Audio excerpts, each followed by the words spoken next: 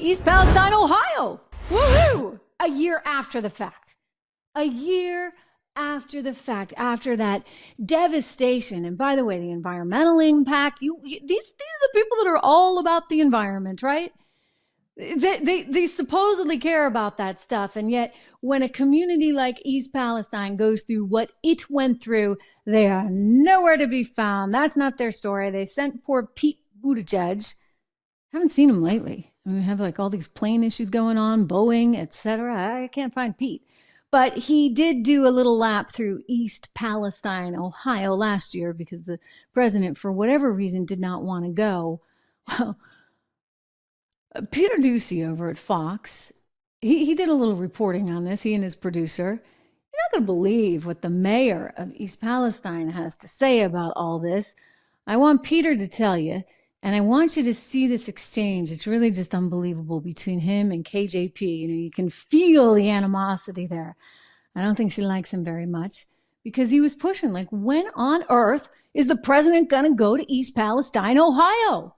I guess when he wants the news story to shift, to change, maybe somebody will think he's actually in the Middle East. Maybe even if he's really lucky, people will get East Palestine confused with Gaza. And then they'll think he actually went to the Gaza Strip and was trying to, I mean, unbelievable, right? I don't know. I mean, I don't know, but let Peter tell you what he's hearing. The mayor of East Palestine told one of our White House producers, Pat Ward, earlier this month that his preference at this point, after a year, would be for President Biden, and this is a quote, he said the best time for him to come would be February of 2025 when he is on his book tour. And the mayor there, Trent Conaway, also said, we have heard nothing from the administration about a visit. He also said, I don't know what he would do here. Now, a couple months ago, while we were waiting for this announcement, we asked Karine Jean-Pierre about the holdup. Just one more. The president said over the long weekend that he hasn't had the occasion to go to East Palestine. I just haven't been able to break. The derailment was on February 3rd. The president will go to East Palestine. He promised that he would, and he will. You saw him.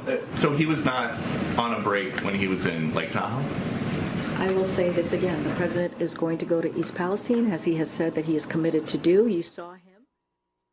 Time since then, many trips to Delaware. There was a Christmas week in St. Croix. There was time at Camp David. But the flight to Cleveland, Ohio, which is less than an hour on Air Force One, was too much to take a break for the president until now. Again, we have no idea why this announcement is happening now, except for the fact that Ohio is a battleground state in the election year that we are now in.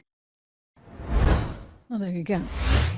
Right, political animal that he is. Do you think he cares about the people of East Palestine, Ohio? Do you think he even understands the optics of not having gone to East Palestine, Ohio? I mean, I'll tell you one thing. That is something that Trump got. He totally got optics. When people needed him, boom, he'd be like right there. He'd be, remember, like handing out the water, handing out anything he could to help people who had suffered a natural disaster. He was there every chance he could get on the ground. Biden doesn't think he needs to go. No, he gets to hang out on the beach in Delaware or in St. Croix. I mean, wow, like out of touch. Seriously, massively out of touch and not good at his job.